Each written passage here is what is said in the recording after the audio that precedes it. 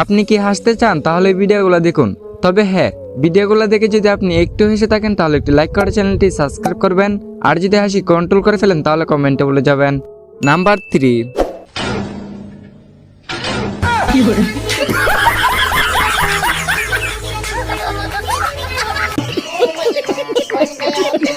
Number 2।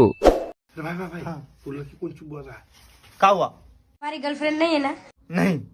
तो फिर तू ऐसी जिंदगी पर।